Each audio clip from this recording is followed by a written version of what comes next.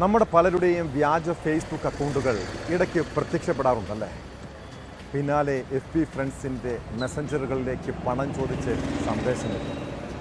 നമ്മുടെ സുഹൃത്ത് ഗുരുതരമായ രോഗത്തിന് ചികിത്സയിലാണെന്നോ അല്ലെങ്കിൽ ഒരു അപകടത്തിൽപ്പെട്ടെന്നോ അറിഞ്ഞാൽ ചിലപ്പോൾ നമ്മൾ സഹായം നൽകാറുണ്ട്. പിന്നീട് പണം നഷ്ടപ്പെടുമ്പോഴാണ് കബളിപ്പിക്കപ്പെട്ട കാര്യം തിരിച്ചറിയുക. സൈബർ തട്ടിപ്പ് സംഘങ്ങൾ ഇപ്പോൾ വാട്സാപ്പ് ഹാക്ക് ചെയ്തു വരെയും കെണിയൊരുക്കും. ഗായിക അമൃത സുരേഷാണ് ഏറ്റവും ഒടുവിൽ സൈബർ തട്ടിപ്പിന് ഇരയായത്.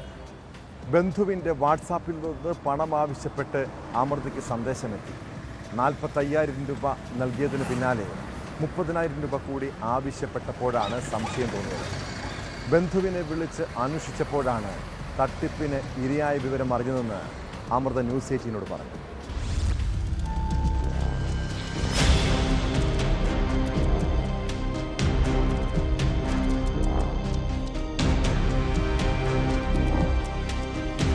യൂട്യൂബ് ചാനലിലൂടെയാണ് തട്ടിപ്പ് വിവരം അമൃത സുരേഷ് പുറത്തു പറയുന്നത്.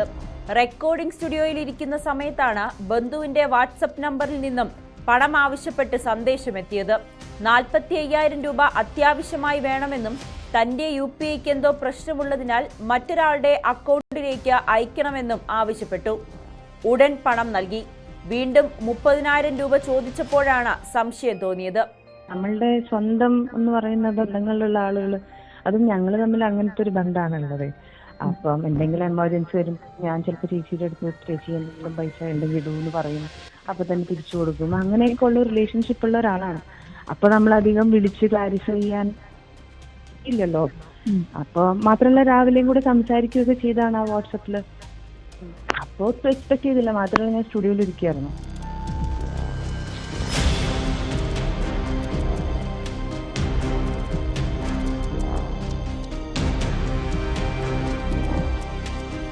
തട്ടിപ്പ് നടന്നെന്ന് മനസ്സിലാക്കിയ ഉടൻ തന്നെ അമൃത പോലീസിൽ പരാതി നൽകി.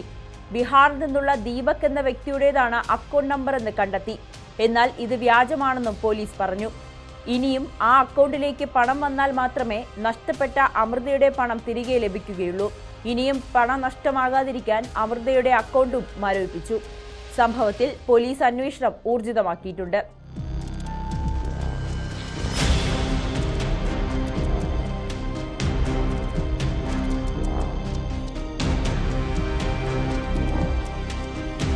ന്യൂസ് 18 കൊച്ചി.